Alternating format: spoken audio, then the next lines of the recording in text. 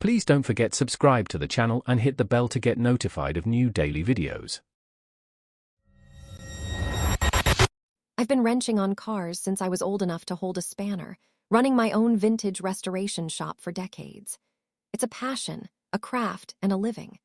I teach my son, Owen, everything I know. He's 16, just got his provisional license, and he's absolutely obsessed with his beat-up old '92 Civic project car. We were slowly turning it into a reliable, street-legal tuner, a father-son bonding experience. Then Reed Carmichael joined our local classic car club. He was fresh out of university with a degree in architectural engineering, and he carried himself like he'd reinvented the wheel. He wasn't even into classic cars, just cars, and specifically his own monstrous custom build. A heavily modified, '70 Dodge Challenger he was pouring an obscene amount of money into, destined for amateur track racing. Reed knew theory, but had zero practical experience. He'd constantly interrupt seasoned mechanics, including me, to explain why our methods were suboptimal or lack scientific rigor. We'd just roll our eyes. He was a smart guy, just utterly insufferable, and convinced his academic smarts made him an expert on everything, even things outside his field. The straw that broke the camel's back came at Jace's annual club barbecue. Owen was proudly showing off the new suspension work we'd done on his Civic, all legal and professionally installed. Reed sauntered over, took one look, and started lecturing Owen in front of everyone. He claimed the aftermarket rubbish was inherently unsafe, that Owen was a danger on the road, and that I, as his father, was irresponsible for letting him modify a car like that.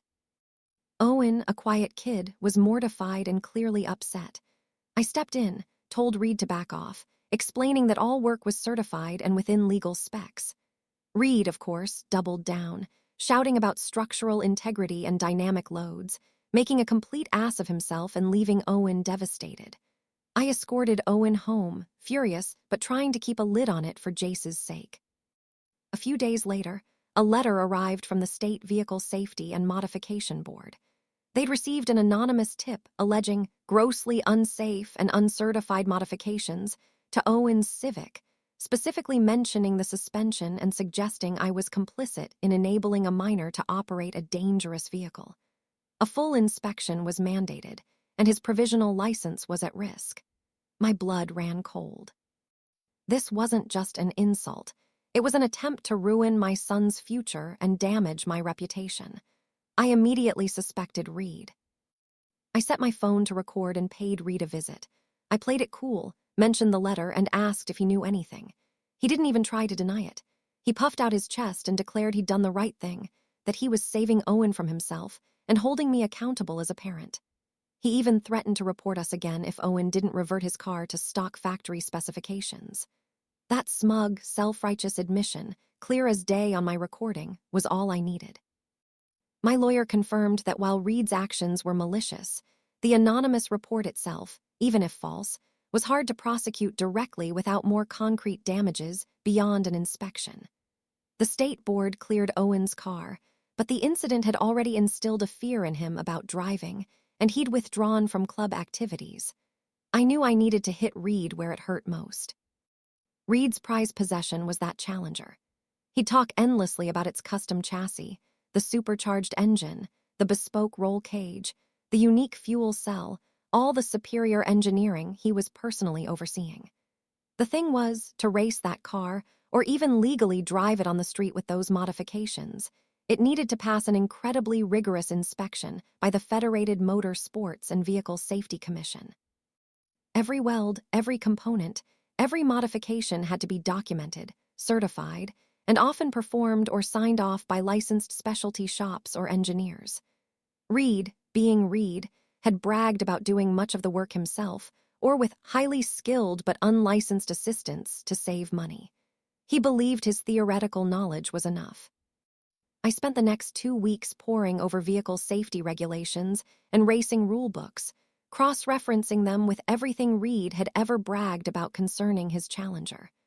I compiled an exhaustive, anonymous tip to the commission. My report wasn't a vague accusation. It was a detailed, technical dossier highlighting specific areas of potential noncompliance.